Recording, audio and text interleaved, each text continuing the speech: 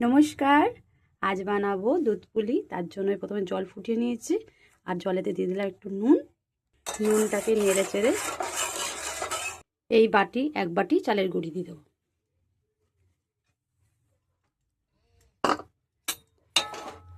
এখানে একেবারে ভালোভাবে নেড়ে চেড়ে গ্যাসটা নিভিয়ে কিছুক্ষণের জন্য চাপা দিয়ে রাখবো।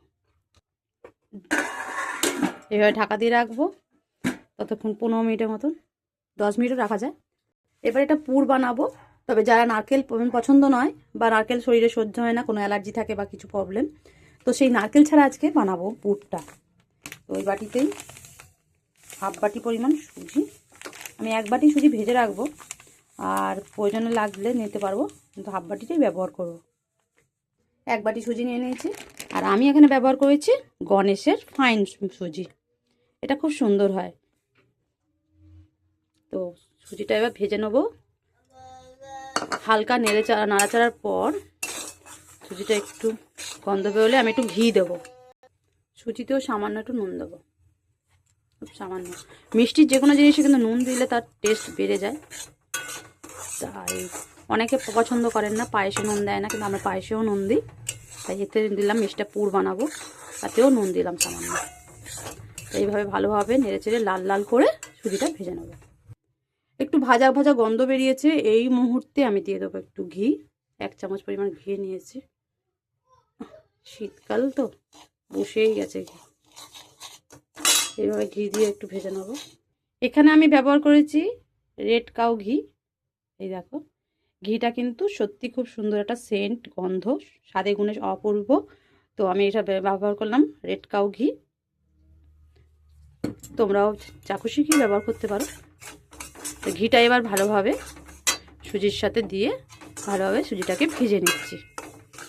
আমি এটা ব্যবহার করব, পুর বানাবো, সেটা হচ্ছে পনির দিয়ে।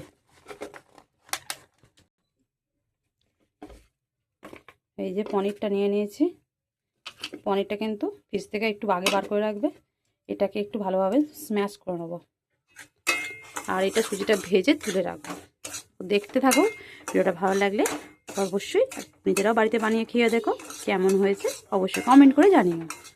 তো ভালোভাবে পুরটা ভেজে নিচ্ছি। কালারটা আস্তে আস্তে চেঞ্জ হয়ে যাচ্ছে, একটা ভাজার একটা সুন্দর গন্ধও বেরোচ্ছে। আর একটু হলেই আমার হয়ে যাবে, তুলে নেবো। বেশি লাল করব না, দেখো একটা হালকা ব্রাউন এসে গেছে, সোনালি সোনালি রং। এটা তুলে নেবো। এই অবস্থায় আমি তুলে নেবো, হয়ে গেছে আমার ভাজা। এই যে কালারটা দেখছো, খুব সুন্দর একটা সেন্টও হয়েছে আর খুব সুন্দর কালারটাও হয়েছে। সোনালি সোনালি মতন করে তুলে নেবো। আর এইদিকে আমি ঢাকা দিয়ে রেখেছিলাম। এবার এই চালের গুঁড়িটাকেও ভালোভাবে মেখে নেবো।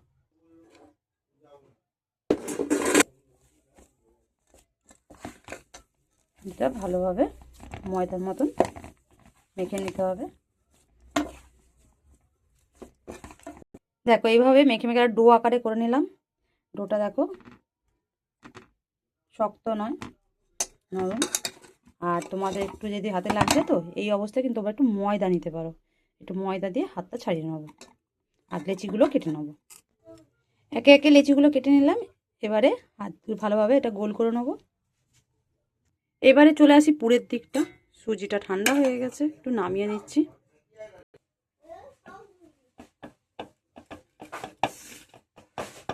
এবারে এক বাটি সুজির সঙ্গে এক বাটি চিনি দিয়ে দিলাম। এটা ভালোভাবে সুজি আর চিনি ভালোভাবে মিশিয়ে নিচ্ছে। নারকেল ছাড়াই কিন্তু এই পুরটা আমি বানাচ্ছি। এটা মেশানো হয়ে গেছে ভালোভাবে। এবার আমি পনিরটা নিয়েছি, পনিরটাকে ভালোভাবে স্ম্যাশ করে নেব। আর এই পনিরটাও এই বাটির এক বাটি আছে। তো এই পনিরটাও স্ম্যাশ করা হয়ে গেছে এরম মিহি করে। তো আমি এটাও দিয়ে দেবো সুজির সাথে।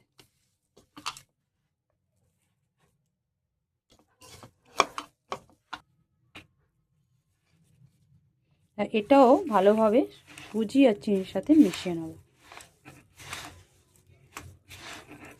এবার কড়াইটা গরম করতে হয়েছে, দিয়ে দেবো একটু গুড়, পুরটা তৈরি করার জন্য। আর কড়াইতে সামান্য একটু জল দিয়ে দেবো, যাতে গুড়টা পুড়ে না যায়। আর এই জলের মধ্যে দিয়ে দেবো 2টো এলাচ ফাটিয়ে। জলটা ফুটে গেছে, এবার গুড়টা দিয়ে দেবো। গুড়টা এবার জলের সাথে ভালোভাবে ফুটিয়ে নেব। গুড়টা ফুটে গেছে, দেখো অনেক গাজা গাজা হয়ে গেছে। এই মতো অবস্থায় নারকেলের যেমন ছাই করো, ছাই মারো, সেরকম এই সুজি আর এই পনিরের এইটাও দিয়ে দেবো এর সঙ্গে। চপাস করে উঠবে, অল্প অল্প করে দিই। এটাও নারকেলের পুরের মতন তৈরি করবে।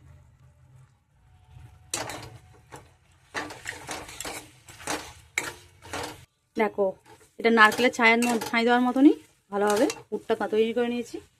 হয়ে গেছে, বেশি নাড়বো না, আমি তুলে নেব।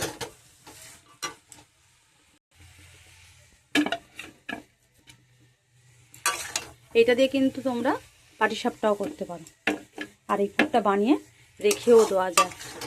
যতটা লাগবে বাকিটা আমি রেখে দেবো, পরে ইচ্ছা হলে পাটিসাপটা বানাতে পারবো। আর এমনিও খাওয়া যায় সন্দেশের মতন, আর যেমন নারকেল খাও তোমরা সেইভাবে। তো চলো, পুরটা তৈরি করে নিয়েছি, এরপর দুধটাও গরম করতে বসিয়ে দেবো। পুরটা সব তেলা হয়ে গেল, এবার কড়াইতে আবারও একটু জল দিয়ে দিলাম। জলটা হলে দুধটা গরম করে নেবো, আর দুধটা ফুটতে ফুটতে ওদিকে আমার পুরটা বাকিগুলো রেডি করে নিতে হবে। আমি এখানে 500 লিটার দুধ নিয়েছি, এই দুধটা নিয়ে দেবো। সমস্ত দুধটা দিয়ে দিলাম। দুধটা ভালোভাবে ফুটিয়ে নেবো, দুধটা ভালোভাবে জাল করিয়ে নেবো।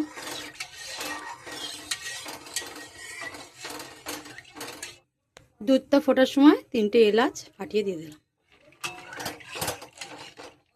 দুধটা ফুটতে থাকুক, তার মধ্যে আমাকে এই লেচিগুলোকে পুর দিয়ে নেব। তো চলো, গ্যাসটা একটু আস্তে দিয়ে নেবো, আর এগুলো পুরগুলো করে নেবো। এবার পুরগুলো এর মধ্যে দিয়ে দেবো। এইভাবে খোল বানিয়ে নিতে হয় লেচিগুলো থেকে, এইভাবে খোল বানিয়ে নিচ্ছি। এই খোলটা বানিয়ে নিয়েছি, এবারে এই যে পুরটা দেব।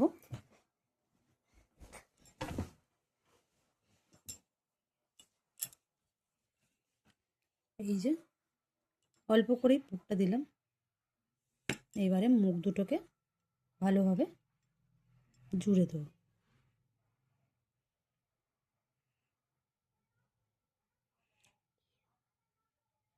এইভাবে মুখ দুটোকে ভালোভাবে জুড়ে, যে যেরকম পারো ডিজাইন করতে পারো। আমি নর্মালি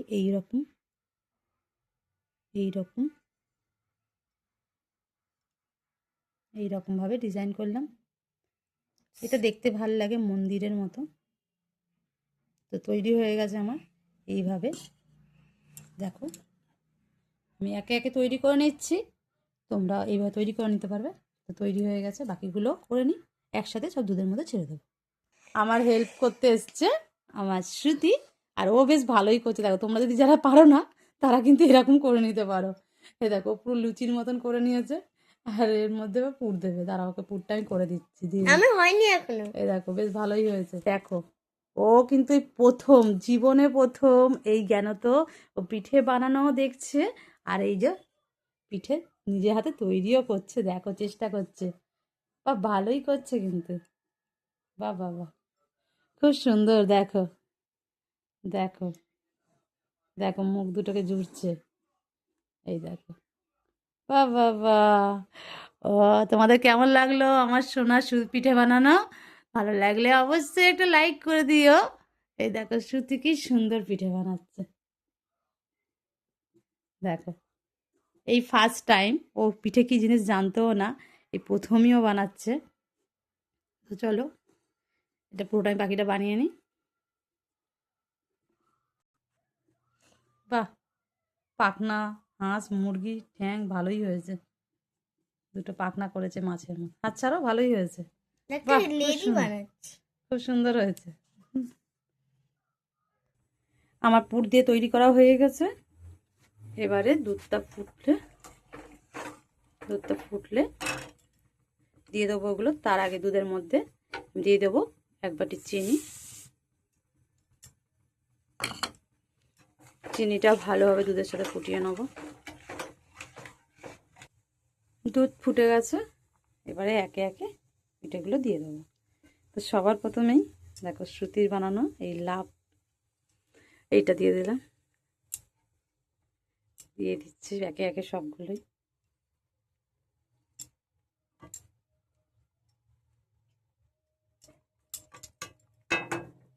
তুলে রাখলাম।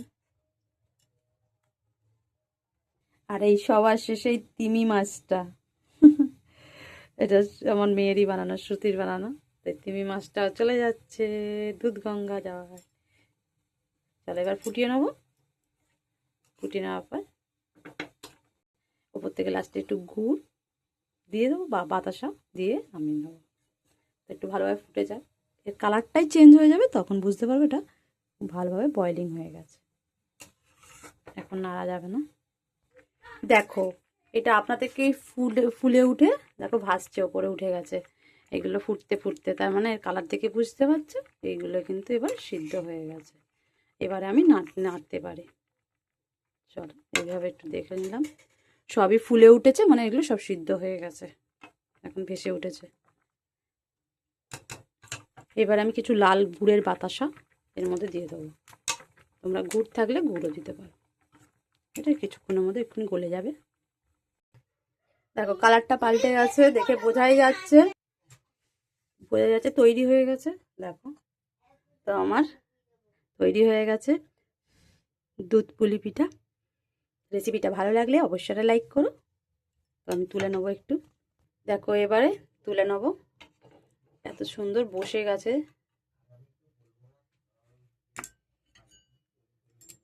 দেখো খুব কম সময়ে এটা তৈরি হয়ে যায়। তোমরা খুব বানিয়ে নিতে পারবে খুব সহজেই।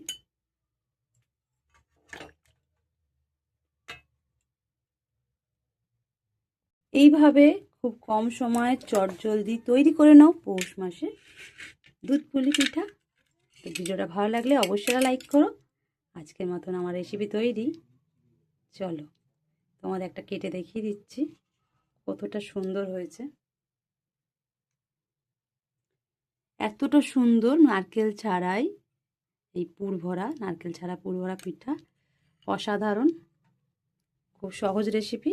ভালো লাগলে অবশ্যই তোমরা বাড়িতে বানাও আর কমেন্ট করে জানিও কেমন হয়েছে। তো আজকের মতন এখানে শেষ করলাম। সবাই খুব ভালো থাকবে। টাটা। আর যারা নতুন দেখছো চ্যানেলটা, অবশ্যই চ্যানেলটা সাবস্ক্রাইব করে দিও। আর ভিডিওটা ভালো লাগলে অবশ্যই এটা লাইক করে দিও।